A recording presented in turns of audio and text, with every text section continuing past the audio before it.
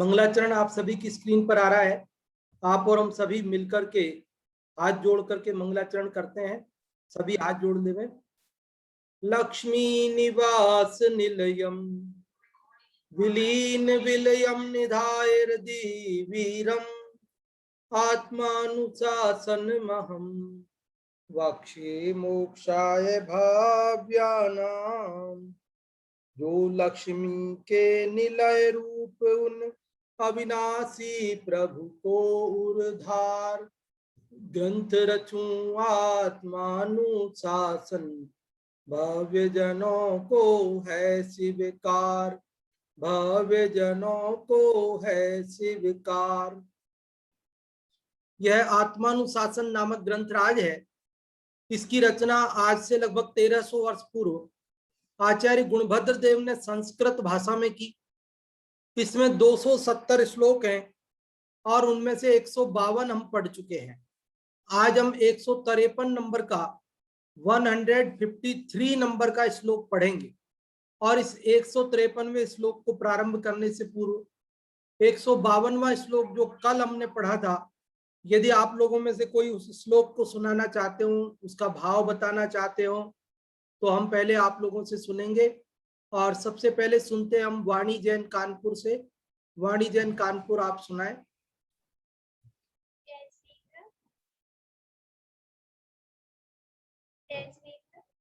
जय जिनेन्द्र, आवाज कम आ रही है आपकी। परमाणु से कोई लघु नहीं, नभ से हुआ न कोई महान, ऐसा कहने वाले ने नहीं देने दीन सहित अभिमान। बहुत अच्छा वाणी जैन, आपने इसका हिंदी पद्यानुवाद जो है उसे सुनाया। बहुत बहुत धन्यवाद आपके लिए। और अभी सुनते हैं हम हर्षिता जी आपसे, आप सुनाएं। जय जिनेन्द्र, कल का श्लोक सुना रही हूँ। परमाणु परम नाल्पम नभसो न परम महत् इति ब्रुवन् किं द्राक्षिण्ये मौदीनाभिमानिनः। कल के श्लोक में यह बताया गया था कि कौन सबसे बड़ा है और कौन सबसे छोटा है। इसमें कहा था कि जो ये कहते हैं कि परमाणु से छोटा और कुछ नहीं है और आकाश से बड़ा और कुछ नहीं है, तो उनके लिए कहा कि शायद उन्हें यह नहीं पता कि जो व्यक्ति होता है, जो मांगता है, याचना करता है, वह परमाणु से भी छोटा बताया है। और जो व्यक्ति याचना ना करके बल्कि दूसरों को देता है, अभिमानी है। अभिमानी से तात्पर्य यहाँ पे ये है कि जो याचना नहीं करता है वह व्यक्ति आकाश से भी बड़ा है। कल हमने समझा था और इसके माध्यम से हमें यह समझ में आया था कि हमें भी कभी भी याचना नहीं करनी है, अपने पुण्य प्रमाण पर भरोसा करना है। जितना संभव हो हमें याचना नहीं करनी चाहिए, ये इसमें बताया।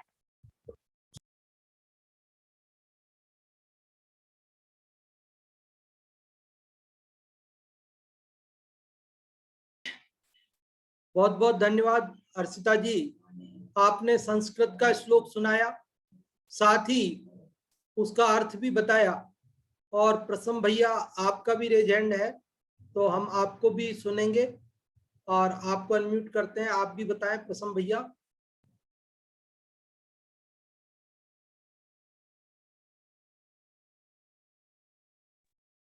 जय जिनेन्द्र। जय जिनेन्द्र। कल के श्लोक में कहते हैं कि ये जगत लोग ऐसा कहता जगत ऐसा कहता है कि परमाणु से छोटा, अर्थात कि परमाणु से छोटा कोई भी नहीं है, कोई चीज परमाणु से छोटी नहीं है, और आकाश से, नभ से बड़ा कोई नहीं है। लेकिन आचार्य देव कहते हैं कि तुमने दीन और अभिमानी को नहीं देखा क्या, कि अर्थात दीन, अर्थात उसके भाव इतने दीन होते हैं, वो परमाणु से भी छोटा होता है। और जो अभिमानी व्यक्ति होता है वो अभिमान करता है, अपने आप को बहुत बड़ा समझता है, और वो अभिमानी व्यक्ति आकाश से भी बड़ा है। प्रसम भैया, आपने बाकी चीज तो ठीक बताई, लेकिन लास्ट में थोड़ी सी सुधार की आवश्यकता है। अभिमानी अर्थात जो अभिमान करता है वो बड़ा होता है, ऐसा नहीं है।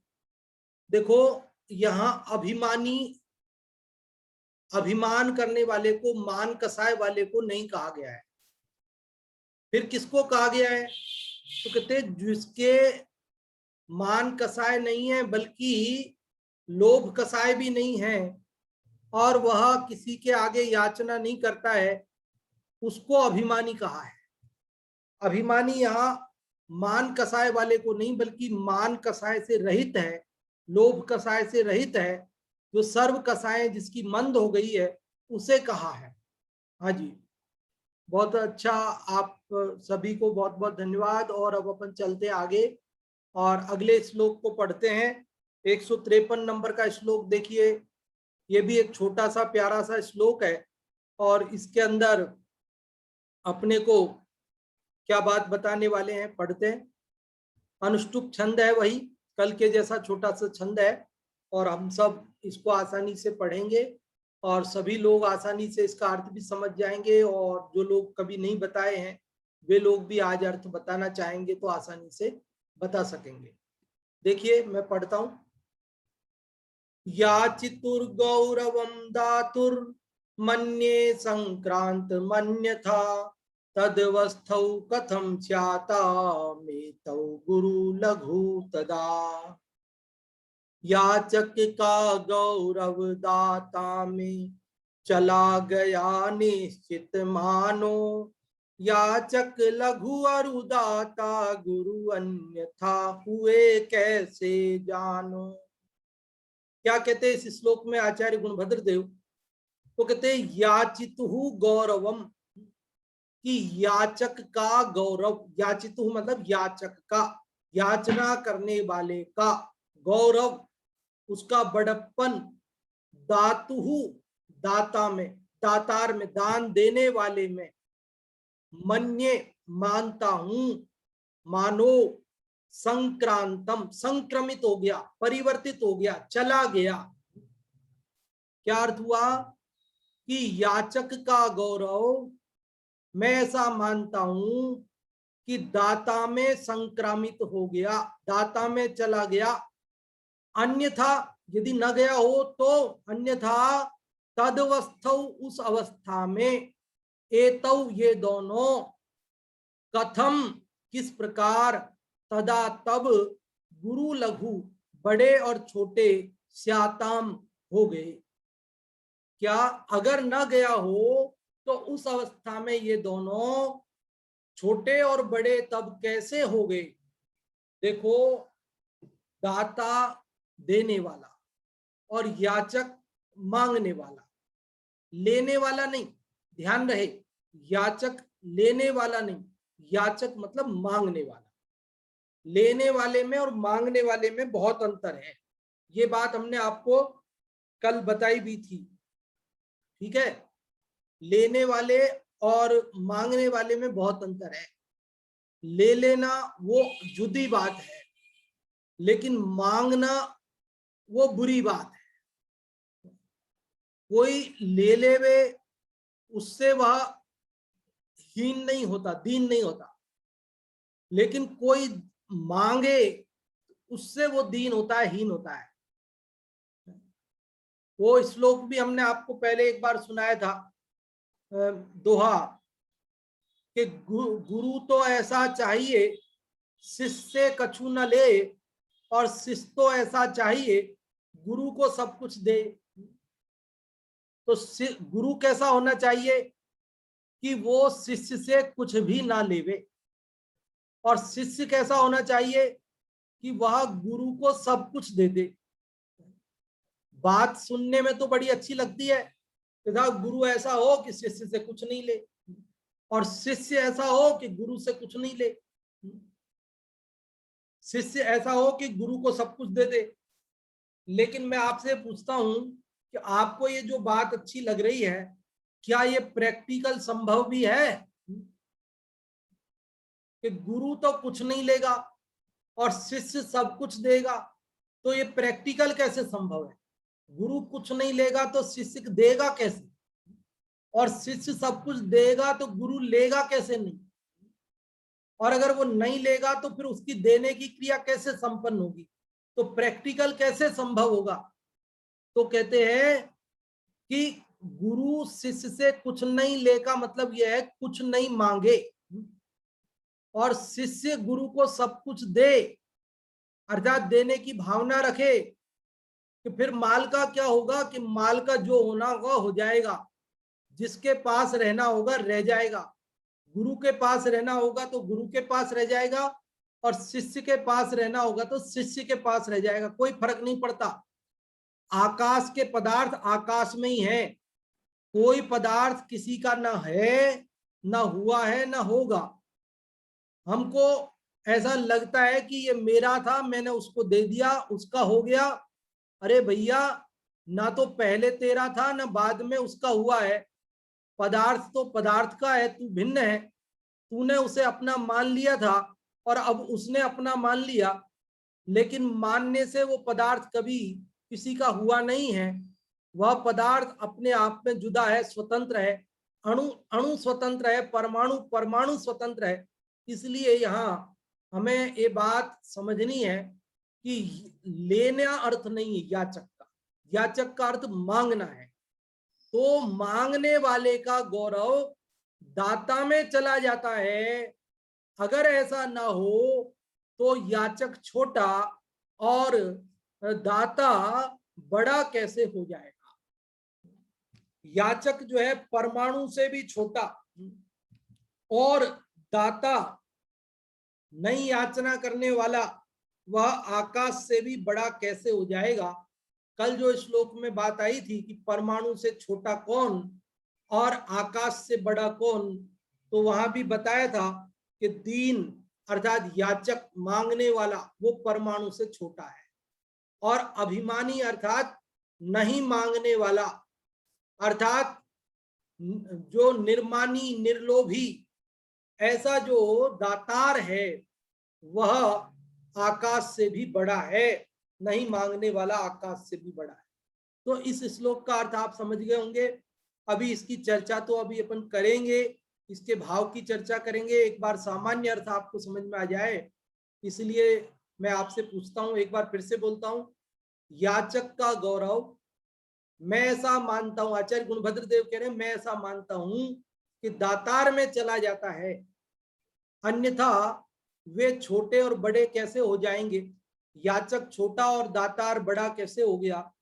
ये बात, इसका सामान्य अर्थ आप में से जो भी बताना चाहते हैं वे लोग रेज हैंड कर सकते हैं। और सबसे पहले रेज हैंड हुआ है हर्षिता जी आपका, तो हम आप ही से सुनते हैं पहले।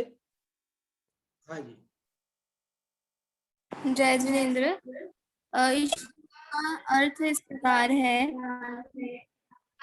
याचितुः गौरवम् दातुर्मन्ये संक्रांत मन्यथा तदवस्थौ कथम स्यातामेतौ गुरु लघु तदा। कि याचक का जो गौरव है, जो अभिमान है, स्वाभिमान है, जो मांगने वाले का, वह दाता में चला जाता है, ऐसा मैं मानता हूँ। ऐसा आचार्य देव कहते हैं कि मैं मानता हूँ कि जो मांगने वाला है उसका गौरव देने वाले में चला जाता है। यदि ऐसा ना हो तो तदवस्थौ कथम स्यातामेतौ गुरु लघु तदा। यदि ऐसा ना हो तो उस अवस्था में उन दोनों में छोटा बड़ापना कैसे संभव होगा, कि जो मांगने वाला है वो तो छोटा और देने वाला बड़ा कैसे सिद्ध होगा। बहुत अच्छा हर्षिता जी, आपने इसका अर्थ बताया। और आप लोगों में से यदि कोई हिंदी वाले का अर्थ बताना चाहते हो तो आप रेज हैंड कर सकते हैं। संस्कृत वाला चूंकि आप सुन चुके हैं तो हिंदी वाला आप आसानी से बता सकते हैं। वाणी कल्याणी आपको अनम्यूट किया, आप बताएं। जय जिनेन्द्र। जय जिनेन्द्र। इस याचक का गुरु दाता में चला गया निश्चित मानो, मतलब कि जो मांगने वाले का जो गौरव है वो जो बड़प्पन है वो दाता मतलब देने वाले में चला गया, ऐसा आचार्य गुरुदेव कहते हैं कि मैं ऐसा मानता हूँ। याचक लघु और दाता गुरु अन्यथा हुए कैसे जानो। अगर ऐसा नहीं होता तो जो मांगने वाला है वह छोटा और देने वाला बड़ा कैसे होता। हाँ जी, बहुत अच्छा, बहुत अच्छा आपने बताया। वाणी कल्याणी। और अब इसका पाठ करने के लिए आमंत्रित करते हैं जो भी आप में से पाठ करना चाहते हैं संस्कृत हिंदी का, एक एक जने को हम अवसर देते हैं। और इसका पाठ करने के लिए पहले अनम्यूट करते हैं हम दिनेश कुमार जी जैन के नाम से जो आईडी है उसे अनम्यूट किया है, आप करें पाठ। हाँ जी। याचक, जय जिनेन्द्र पंडित जी। हाँ जय जिनेन्द्र। जय जिनेन्द्र। जय जिनेन्द्र। जय जिनेन्द्र। याचक का गौरव दाता में चला गया निश्चित मानो, याचक लघु अरुदाता गुरु अन्यथा हुए कैसे जानो। बहुत अच्छा पाठ आपने किया, बहुत बहुत धन्यवाद आपके लिए। और अभी हम संस्कृत वाले का पाठ करने के लिए अनम्यूट कर रहे हैं नीलम जी, आपको संस्कृत वाले का पाठ आप करें। सभी को जय जिनेन्द्र। याचितुर गौरवम धातुर मन्ये सक्रांत मन्यता तद्वस्तौ कथम स्याता मे गुरु लघु तदा। हाँ जी, बहुत अच्छा आपने पाठ किया। तो देखो अब इसके अंदर क्या बात बताई गई है उसको अपन समझते हैं। यहाँ ये बात कह रहे पंडित जी हैं, बोल रहे हैं। हाँ कोई कुछ कह रहे हैं। हाँ जी, देखिए इसमें ये बात चल रही है एक, हाँ जी, याचक का गौरव दातार में चला जाता है, अन्यथा वे याचक लघु और दातार बड़े कैसे हो जाते हैं।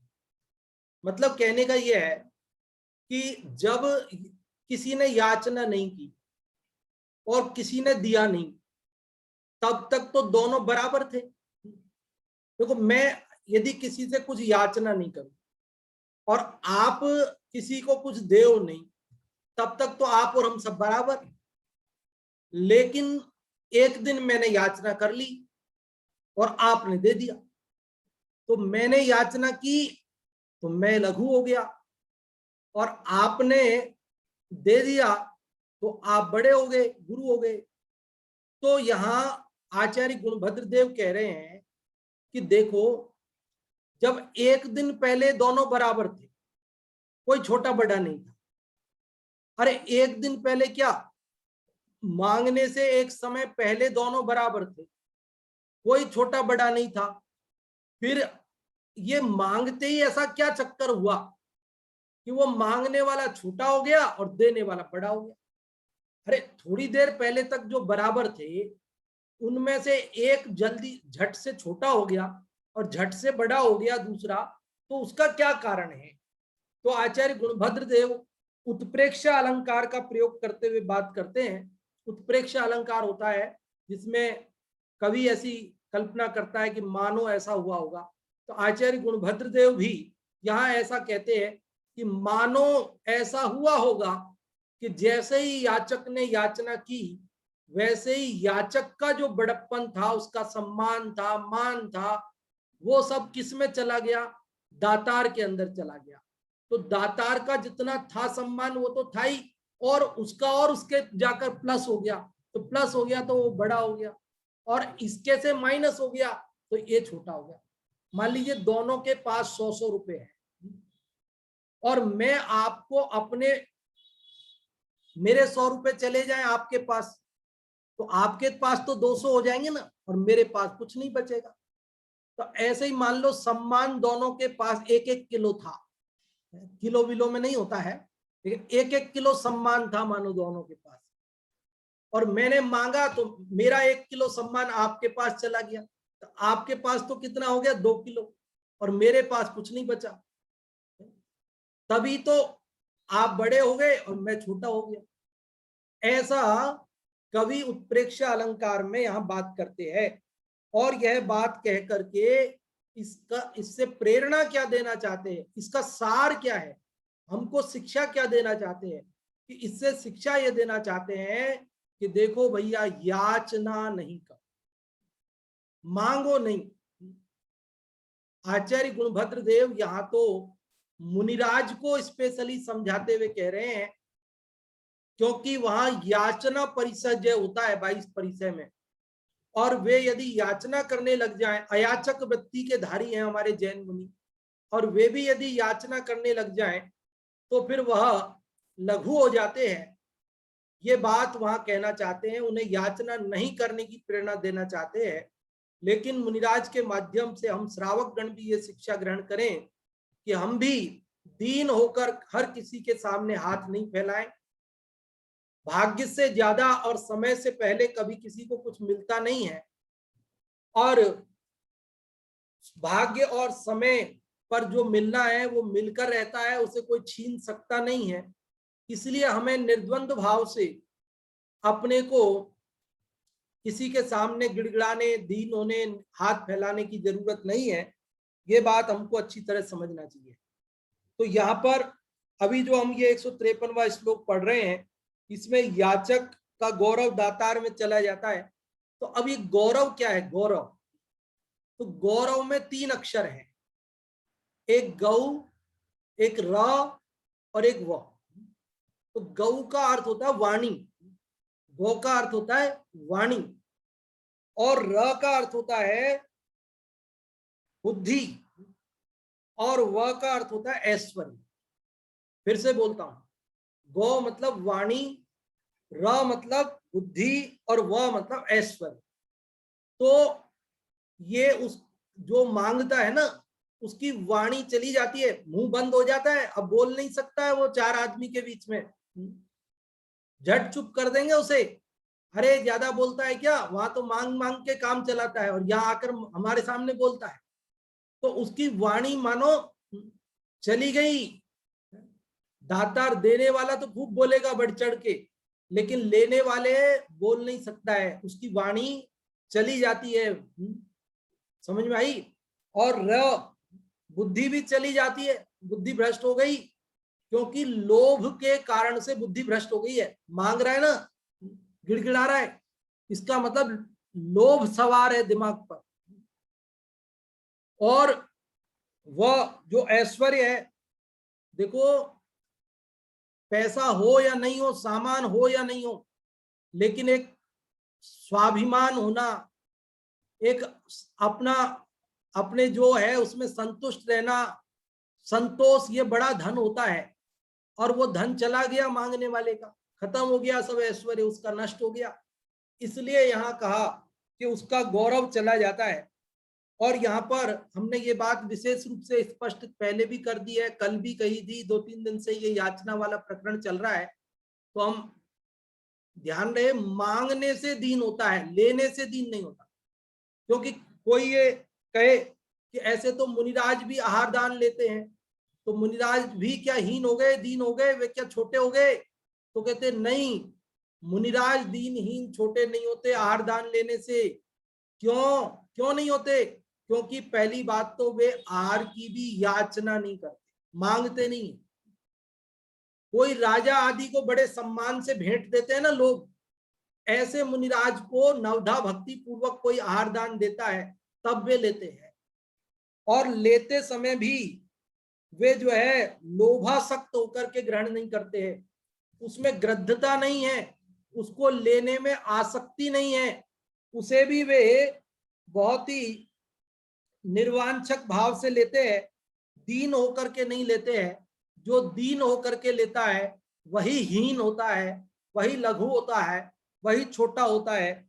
इसलिए यहाँ हमें याचक नहीं बन करके और अपने स्वाभिमान, अपने संतोष को कायम रखना चाहिए, और हो सके तो हमारे पास जो हो उसे अन्य लोगों के लिए देना चाहिए। दाता जो है उसका, दातार का इतना गौरव है कि दान देने में तो प्रसिद्ध हुए हैं, कोई दान लेने में प्रसिद्ध नहीं हुआ। 4 प्रकार के दान बताए ना हमारे, आहार दान, औषधि दान, शास्त्र दान, अभय दान। तो एक दान में तो 4 प्रसिद्ध लोगों के नाम मिलते हैं, लेकिन आहार दान लेने में कौन प्रसिद्ध हुआ? औषधि दान लेने में कौन प्रसिद्ध हुआ? अभय दान लेने में कौन प्रसिद्ध हुआ? और शास्त्र दान लेने में कौन प्रसिद्ध हुआ ये कहीं नहीं मिलता। मतलब दान लेने वाला, याचना करने वाला तो हीन है ही, लेकिन दान भी कोई बिना मांगे भी देवे भी तो भी लेने वाला प्रसिद्ध नहीं हुआ, बल्कि देने वाले प्रसिद्ध हुए हैं। आहार दान में कौन प्रसिद्ध हुआ है? आप में से कोई बताना चाहेंगे आहार दान में कौन प्रसिद्ध हुआ है? जो बताना चाहते हो तो रेज हैंड कर सकते हैं। अभी यशोधरा आंटी जी आपका रेज हैंड हुआ है, हम आपसे पूछते हैं। हाँ जी, आहार दान में कौन प्रसिद्ध हुआ है बताएं आप। श्रेयांश राजा। आंटी जी आपका उत्तर कदाचित सही हो, किंतु हमें रत्नकर्ण श्रावकाचार में जो आचार्य गुणभद्र देव ने श्लोक लिखा है जिसके अंदर 4 दान में प्रसिद्ध लोगों के नाम बताए हैं, उसमें उन्होंने राजा श्रेयांश नहीं बताया है, राजा श्रीसेन बताया है। श्रीसेन। हाँ, वो आहार दान क्या? मेरे को ऐसा ध्यान है कि श्रीसेन ही सेहंस है, क्या अलग है श्रीसेन राजा? श्रीसेन अलग कथा आती है श्रीसेन की। अच्छा। श्रीसेन शांतिनाथ के पूर्व भव में कुछ इस प्रकार से कथा आती है, और राजा श्रेयांश का प्रसंग अलग है। तो राजा श्रीसेन आहार दान में प्रसिद्ध हुए, ऐसा रत्नकर्ण श्रावकाचार्य के श्लोक के आधार से हम बात करते हैं। और इसी मैं भी राजा श्रेयांश समझ रहा था, लेकिन मेरी आदत ये है कि मैं कोशिश ये करता हूं कि मुझे कुछ भी भले आता हो, लेकिन मैं उसे पहले एक बार शास्त्र में देख लेना उचित समझता हूं, और अगर नहीं देख पाता हूं तो फिर शायद लगाता हूं कि शायद ऐसा है, मुझे कुछ ऐसा ध्यान है। तो मैंने उसमें रत्नकर्ण श्रावकाचार्य में देखा तो वहां पर राजा श्रीसेन है। और इसके बाद शास्त्र दान में कौन प्रसिद्ध हुए आप में से कोई बताना चाहेंगे? शास्त्र दान में जो बताना चाहते हैं वे लोग रेज हैंड कर सकते हैं, तो हम आपको अनम्यूट करेंगे शास्त्र दान में बताने के लिए। और हाँ, शास्त्र दान का बताने के लिए हम अनम्यूट कर रहे हैं मुन्नी जी आपको। मुन्नी जी आप बताएं शास्त्र दान में कौन प्रसिद्ध हुआ? ग्वाला कौंडेस। हाँ, कौंडेस ग्वाला बिल्कुल सही है। कुंदकुंदाचार्य के पूर्व भव में कौंडेस ग्वाला वे थे, और वे जो है शास्त्र दान में प्रसिद्ध हुए, वो घटना आप सब जानते हैं। और अभय दान में कौन प्रसिद्ध हुआ यदि आप में से कोई बताना चाहते हो? अभय दान में, अभय दान के लिए दिनेश जी के नाम से जो आईडी है उसे अनम्यूट किया, बताएं आप। अभय दान में अनंगधरा। अनंगधरा। अनंगधरा नहीं, वहां पर जो नाम है वो है, हमने अभय दान में शूकर के लिए लिखा है कि शूकर ने अभय दान, हाँ मुनिराज को जो अभय दान दिया था ना, वहां पर वो शेर आ गया था और उन्हें खाना चाहता था, वही घटना होगी संभवतः, वहां शूकर शब्द लिखा है रत्नकर्ण श्रावकाचार्य में। तो आहार दान और हमने चर्चा की, शास्त्र दान की और अभय दान की। अब बचा औषधि दान। औषधि दान में कौन प्रसिद्ध हुआ? औषधि दान में जो प्रसिद्ध हुए उनके नाम बताने के लिए हम अनम्यूट करते हैं रश्मि जी आपको। रश्मि जी आप बताएं।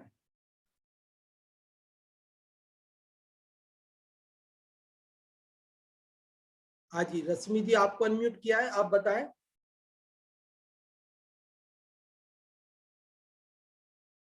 मुझे लगता है या तो गलती से रेज हैंड हो गया दिखता है उनसे। चलो मैं बता देता हूं आपको। औषधि दान में वृषभ सेना, वृषभ सेना जो है प्रसिद्ध हुई है। तो इस प्रकार 4 दान में प्रसिद्ध हुए हैं, लेकिन दान लेने वालों में, याचकों में कोई प्रसिद्ध नहीं हुआ, दान लेने वालों में कोई प्रसिद्ध नहीं हुआ, केवल दान देने वालों में प्रसिद्ध हुए हैं। तो ये दान का, देने का बड़ा महत्व है, लेकिन मांगने का तो से तो व्यक्ति हीन हो जाता है, ये बात हमें समझना चाहिए। दाता आहार दान आदि करते हैं, और अगर पात्र दान हो, वहां मान लो तीर्थंकर को आहार दान किया या कोई रिद्धिधारी मुनिराज को आहार दान किया, तो वहां पंचाश्चर्य भी प्रकट होते हैं। सारे नगर में रत्न वृष्टि होती है, कुसुम वृष्टि होती है, सुगंधित वायु चलने लगती है, देव दुंदुभी बजने लगती है, और जय जयकार ध्वनि होने लगती है।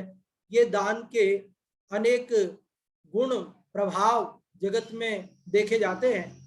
दान के कारण ही महान अनेक व्यक्तित्व हुए।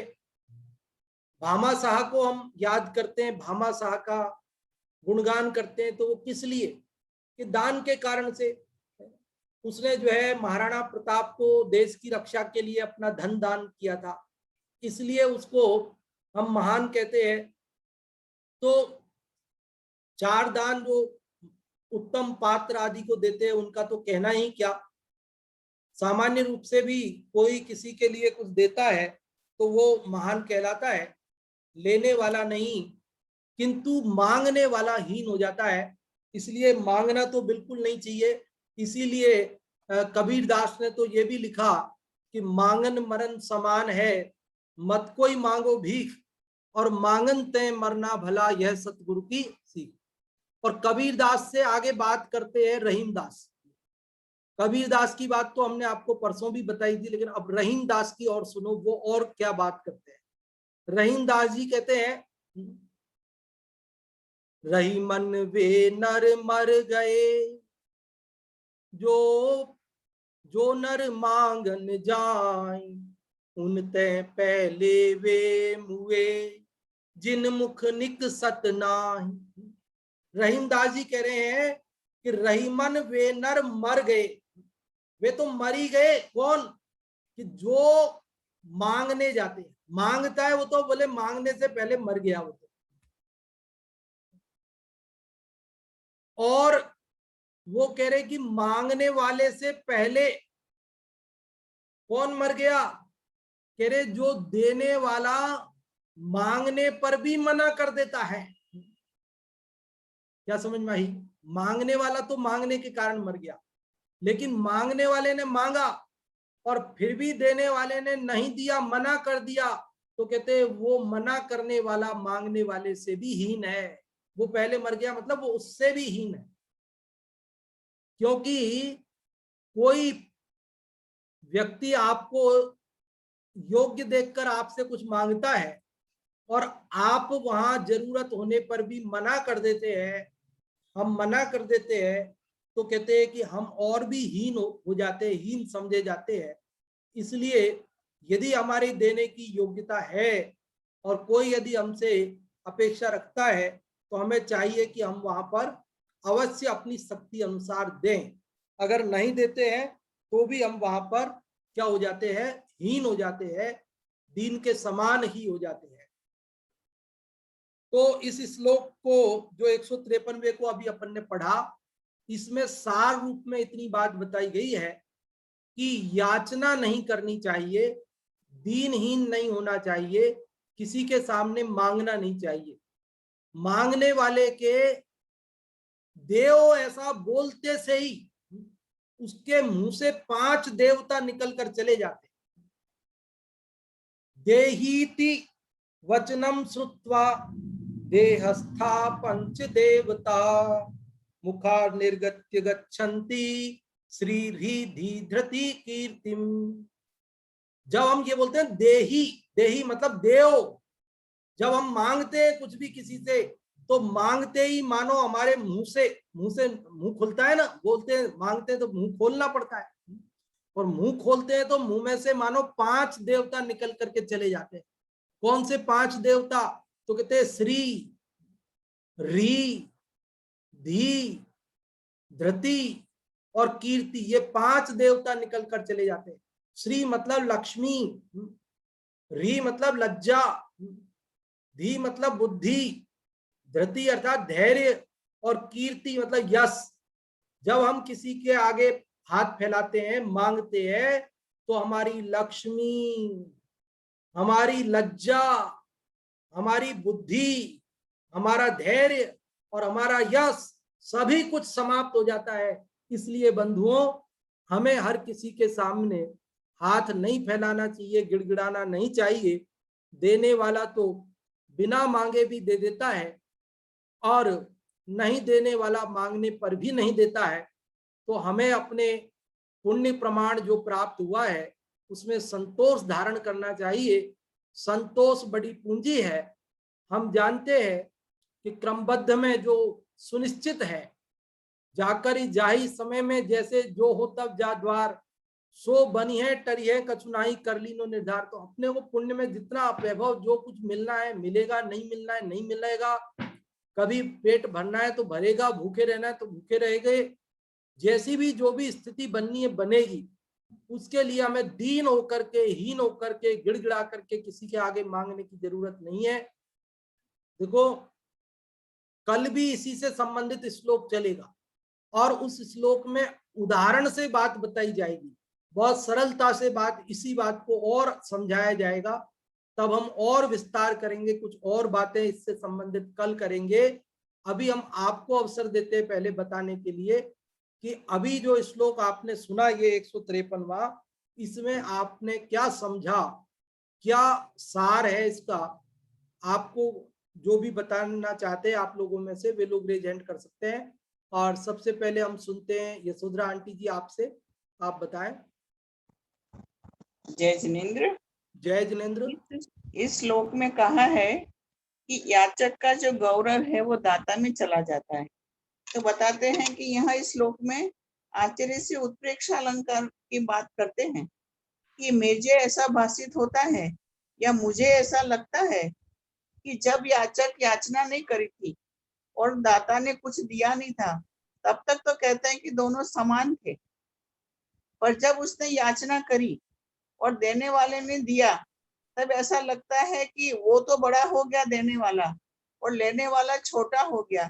इसका मतलब ये हुआ कि मांगने वाले का जो गौरव था उसका गौरव वो दाता में चला गया, इसलिए वो दाता तो बड़ा हो गया और जो मांगने वाला था वो छोटा हो गया। तो यहाँ हमें प्रेरणा, इस श्लोक पे प्रेरणा दे रहे हैं कि किसी के सामने हमें मांगना नहीं चाहिए, गिड़गिड़ाना नहीं चाहिए। क्यों करके यहाँ पर दान की महिमा भी बताइए। बोले जो दान देता है उसकी तो महिमा शास्त्रों में गाई गई है, पर जो उसकी बड़ापन कौन कौन व्यक्ति प्रसिद्ध हुआ वो भी बताया है। पर कहते हैं कि जो याचक था जिसने को दिया उसकी कोई बात वहां पर नहीं की गई है। तो इसका ये मतलब ये है कि हमें याचना नहीं करनी चाहिए और अपना जो स्वाभिमान है वो रखना चाहिए। क्योंकि याचना करने वाले के तो कहते हैं कि मांगते ही उसके जो 5 गुण है वो 5 गुण चले जाते हैं, 5 देवता जो है वो चले जाते हैं, जो कल भी बताए थे आपने, आज भी बताए। बोली बुद्धि चली जाती है, उसका धन ऐश्वर्य यश वगैरह जो भी है, उसकी लज्जा है, वो सब चले जाते हैं। इसलिए यह याचना करने के लिए मनाही की। हाँ जी, बहुत अच्छा यशोधरा आंटी जी, आपने इसका सार बताया। और अभी हम मुन्नी जी आपसे भी सुनेंगे, आप भी बताएं। हाँ जी, और भी लोग जो बताना चाहते हैं वे तैयार रहें। और फिर मांगने में ऐसा क्या दोष है बड़ा जिसके लिए बार बार ये 2-3-4 श्लोकों में आचार्य गुणभद्र देव कह रहे हैं और वो इतना छोटा हो जाता है। ऐसा क्या दोष है मांगने में, उस दोष की विशेष चर्चा अपन कल करेंगे। अभी तो आप लोगों को हम अवसर दे रहे हैं, पहले मुन्नी जी से सुन रहे हैं और फिर और कोई बताना चाहेंगे तो उनसे सुनेंगे। मुन्नी जी आप बताएं।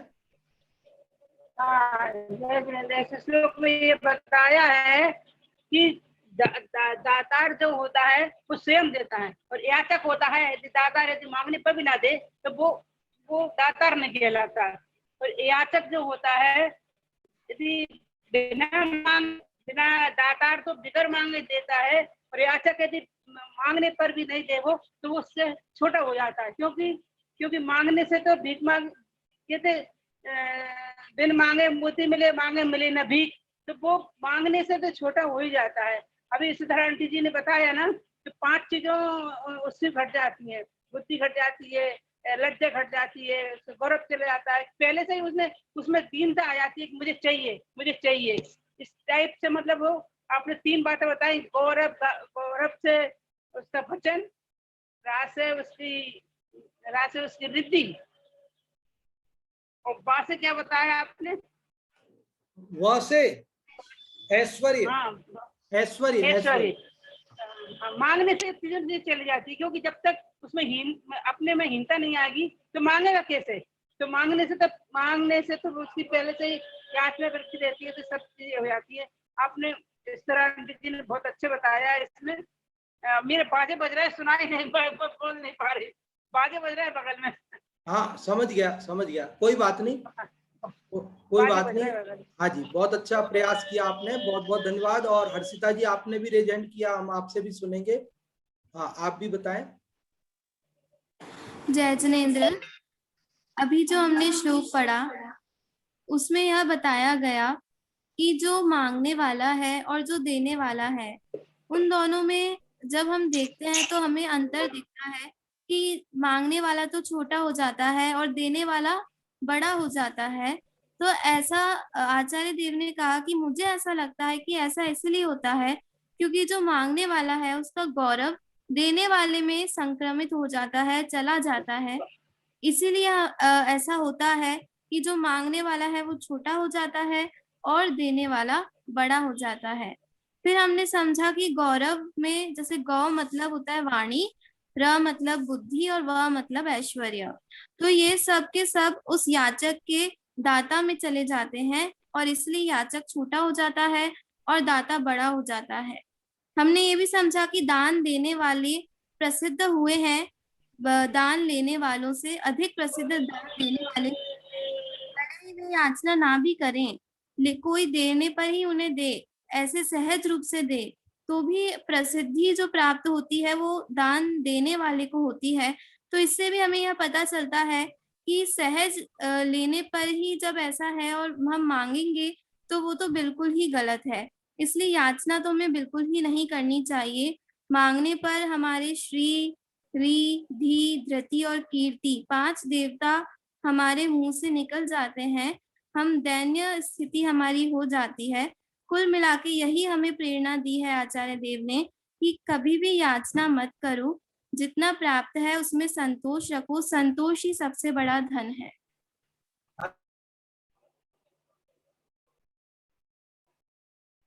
बहुत अच्छा हर्षिता जी आपने बताया। अब हम एक दो प्रश्न छोटे बना करके पूछते हैं, जो भी आप में से बताना चाहते हैं वो रेज हैंड कर सकते हैं। हमारा प्रश्न है कि आखिरकार याचक और दातार जो याचना करने और देने से पहले बराबर थे, तो एक क्षण में ऐसा क्या हो गया कि मांगते ही से वो छोटा हो गया और देने वाला बड़ा हो गया? तो यहाँ क्या कल्पना की गई है, क्या बात बताई गई है कि ऐसा क्या हो जाता है कि वो लेने वाला छोटा और देने वाला बड़ा हो जाता है? उसका कारण यहाँ एक शब्द में या एक वाक्य में जो भी आप संक्षेप में बताना चाहते हैं वे लोग रेजेंट कर सकते हैं। और इसका आंसर हम ले रहे हैं वाणी कल्याणी आपसे, आप बताएं। इसका उत्तर है कि जो याचक है उसका गौरव दातार में चला जाता है। हाँ जी। और संक्षेप में ही एक प्रश्न हमारा अगला ये है कि आहार दान में कौन प्रसिद्ध हुआ? अभी यहाँ 4 दान में प्रसिद्ध होने वालों का नाम आया था, जो कई के बारे में अपन नहीं याद रहता है, इसलिए उनके बारे में पूछ रहे हैं हम आपसे। आहार दान में कौन प्रसिद्ध हुए? आहार दान में प्रसिद्ध होने वालों का नाम बताना है। सुधा जी आपको अनम्यूट किया, आप बताएं। श्री श्रेण। हाँ जी, राजा श्री सेन आहार दान में प्रसिद्ध हुए। और यहाँ पर अभय दान में कौन प्रसिद्ध हुआ वो बताना है। अभय दान में जो भी बताना चाहते हैं आप में से, अभय दान में कौन प्रसिद्ध हुआ? और अभय दान में जो प्रसिद्ध हुआ वो बात हम अभी पूछ रहे हैं। अनुप्रेक्षा जी नहीं, जिनने रेज हैंड किया उन्हीं से पूछेंगे। भारती जी आप बताएं। भारती जी, अभय दान में कौन प्रसिद्ध हुआ? अभय दान में अनंग सरा और शुक्र का नाम आता है। हाँ, नाम क्या था? नाम बता दें आप एक बार फिर से। अनंग सरा जिसने अजगर को अभयदान दिया था, और शुक्र का भी आता है, शुक्र ने मुनिराज। हाँ जी, अनंग सरा का भी आता है, शुक्र का भी आता है, ऐसा आपने बताया। बहुत बहुत धन्यवाद आपके लिए। बाकी रत्नकर्ण साहब का 4 में जो श्लोक आता है 4 दान में प्रसिद्ध होने वालों का, उसमें वहां शुक्र शब्द आता है, तो वो हमने चर्चा की। बहुत बहुत धन्यवाद आप सभी के लिए। समय अपना पूर्ण हो गया। और एक बात हमारे ये समझ में नहीं आई कि कोई व्यक्ति अगर मांग लेता है तो ऐसी क्या आफत आ पड़ी कि वो छोटा हो जाता है, और उसके लिए इतनी बुराई कर रहे हैं, कह रहे हैं कि भाई मांग लिया तो याचक वो बहुत छोटा है, याचना नहीं करना। तो याचना करने में क्या बड़ा दोष है? ऐसा बड़ा क्या कारण है जिसके लिए उसका निषेध इस विशेष रूप से यहाँ किया जा रहा है, वो चर्चा हम कल करेंगे। तो आप सब कल समय से जुड़ करके उसका लाभ लें। अभी हम आमंत्रित करते हैं नाटक समयसार जी की कक्षा के लिए पंडित जी जय कुमार जी साहब कोटा से पधारें और कक्षा प्रारंभ करावें। बहुत धन्यवाद पंडित खेमचंद जी साहब। आत्मानुशासन ग्रंथ के श्लोक में बहुत ही सुंदर चर्चा आई। हमें दीन होकर के किसी के भी सामने हाथ नहीं फैलाना चाहिए। फैलाएंगे क्यों? हमारे अंदर कमी क्या है? हम स्वभाव से परिपूर्ण है ना, संयोग कर्माधीन है। मांग करके हम नीचे क्यों बने? बहुत ही सुंदर प्रेरणा आपके प्रवचनों के माध्यम से आज यहाँ पर हमें मिली। और अब नाटक समयसार जी की चर्चा